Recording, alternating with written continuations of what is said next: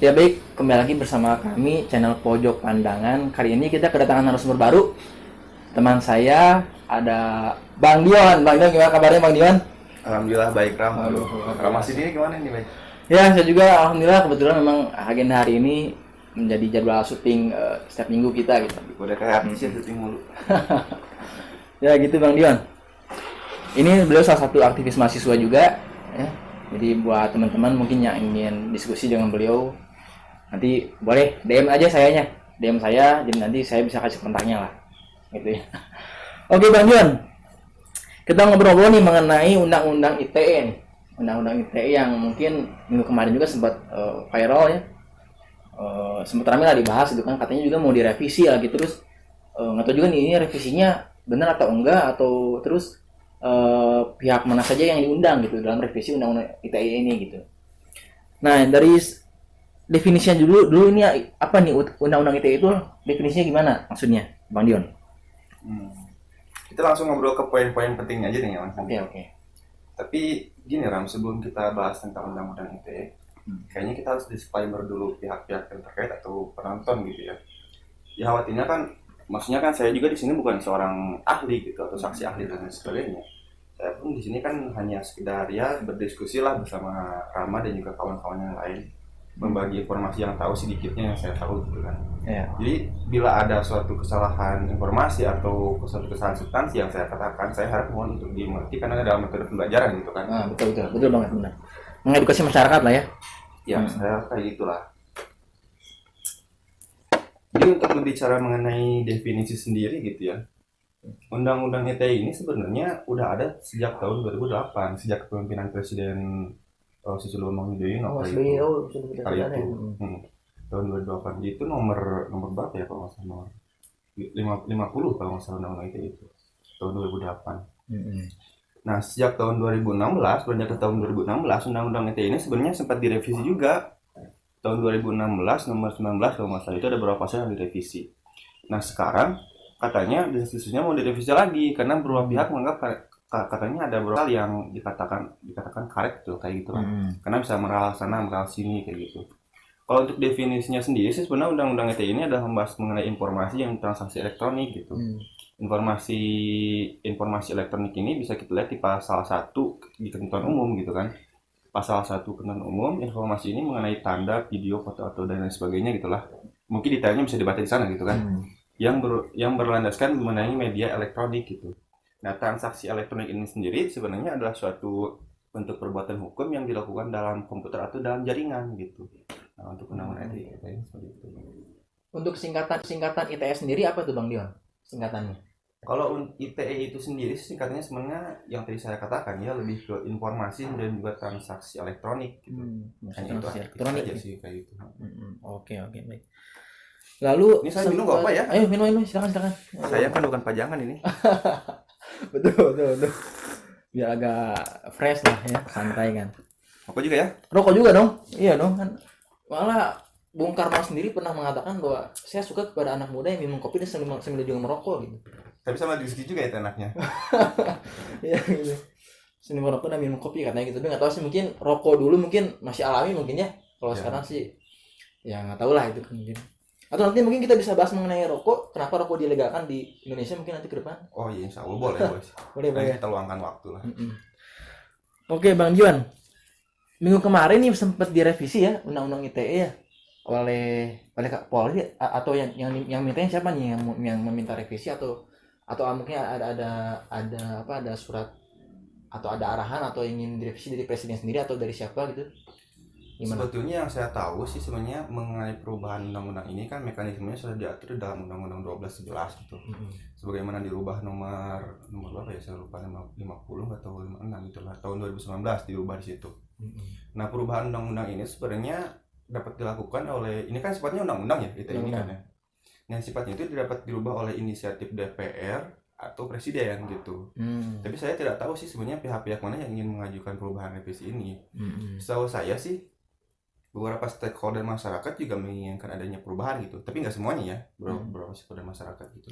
Karena mereka menganggap bahwasanya ada pasal-pasal yang karet, khususnya pasal 28 ke bawah, pasal 27 ke bawah gitu. Pasal 27 ayat 1, ayat 2, ayat 3 katanya di situ.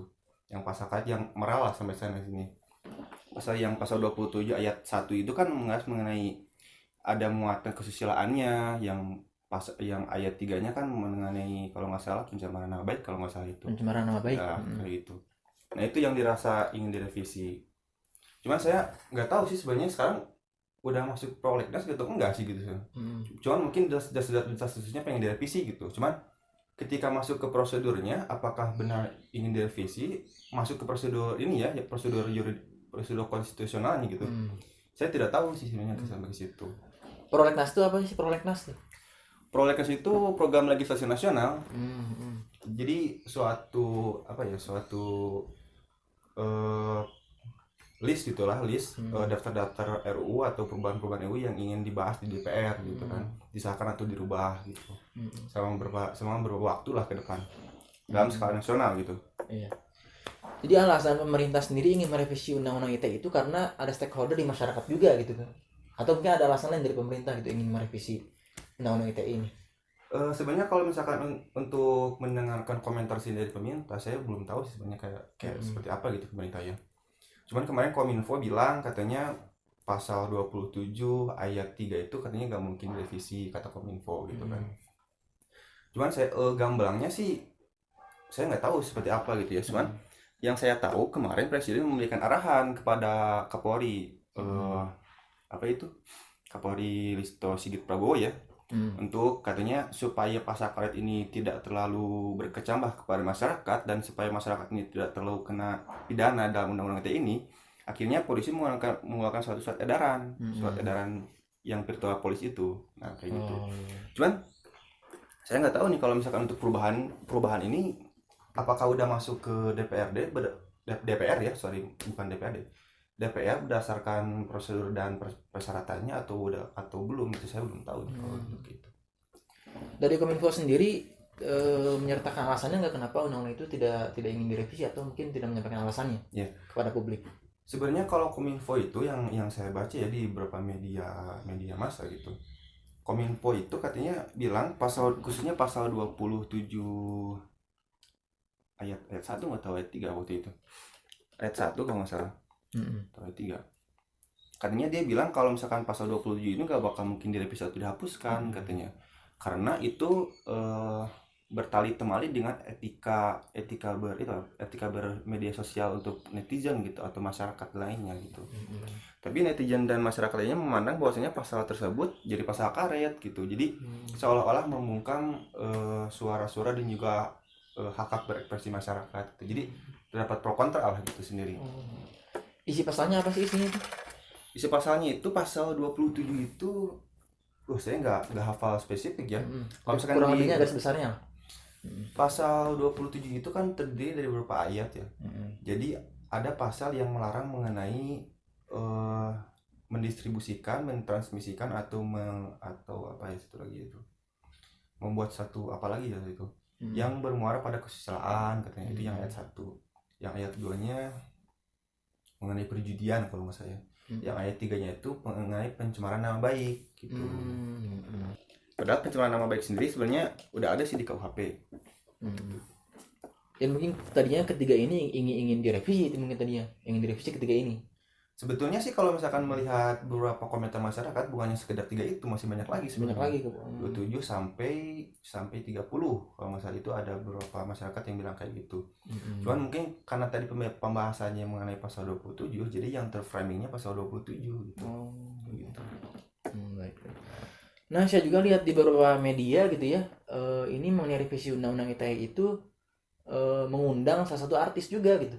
Nikita Mirzani ini. Nah ini gimana nih? Kenapa saya sebagai orang awam kan, wah kok aneh juga ya, kenapa harus mengundang dari kalangan katakanlah artis itu, kenapa tidak langsung pakar hukum saja yang diundang atau ya yang lainnya yang lebih berkompeten lah kira-kira begitu. Nah bagaimana Bang Dion mengenai hal ini? Capek ngomong mulu ya. Sebenarnya saya sendiri juga nggak tahu gitu ya, kenapa sih pemerintah itu mengundang Nikita Mirzani gitu kan, sebagai komentator dari dari undang-undang ITE ini sendiri gitu. Kenapa nggak ngambil ahli ITE atau ngambil ahli hukum pidana atau ahli bahasa gitu kan, saya nggak tahu. Cuman mungkin ya di kalangan beberapa orang yang dalam artian mengkritisi gitu tindakan pemerintah tersebut, mungkin orang-orang yang mengkritisi tindakan pemerintah tersebut menganggap ini kayaknya agak agak aneh gitu, agak kayak lucu gitu kan, kenapa gitu. Tapi nggak apa-apa sih sebenarnya kan bebas juga gitu ya. Cuman kayaknya sih kurang relevan gitu kan. Kurang relevan. Ya harusnya kan pemerintah ngundangnya ahli pidana gitu. Kenapa nggak Prof. Amdi Hamzah gitu kan, kalau nggak siapa gitu ahli undang-undang, ahli ITE dan lain sebagainya lah. Ya.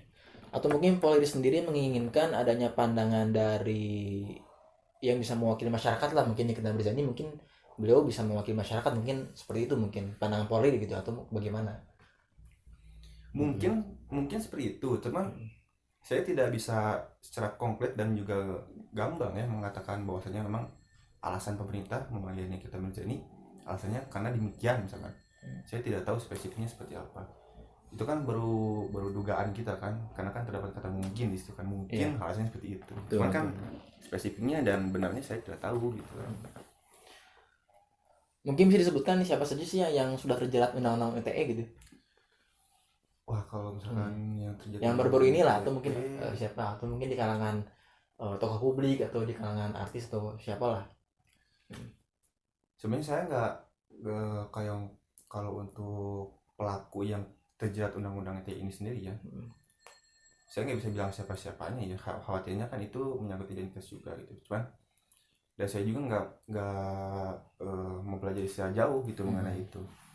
Cuman ya dikarenakan adanya suatu substansi yang karet di pasal tersebut, jadi akhirnya meral sana sini gitu. Jadi akhirnya jadi riskannya itu si pelaku yang kena undang-undang ITE ini justru bukan jadi soal kayak pelaku yang melakukan suatu tindak pidana, jadi kayak korban tersendiri gitulah. Jadi dari adanya kekaretan dari pasal ini gitu, kekaretan undang-undang ini gitu kan.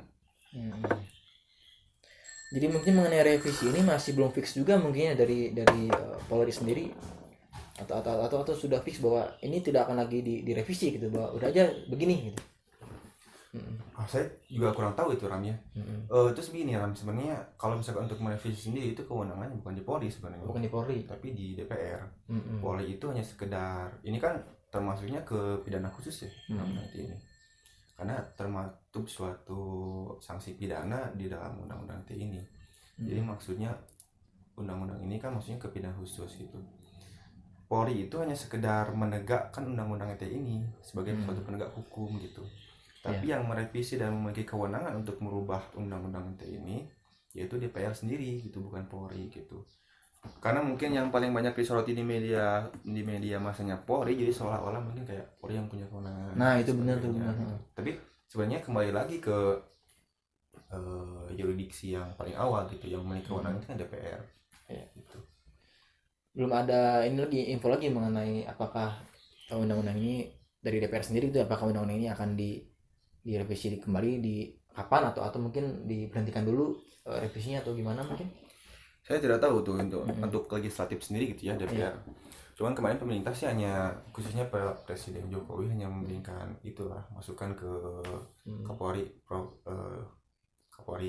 Listio Sigit Prabowo.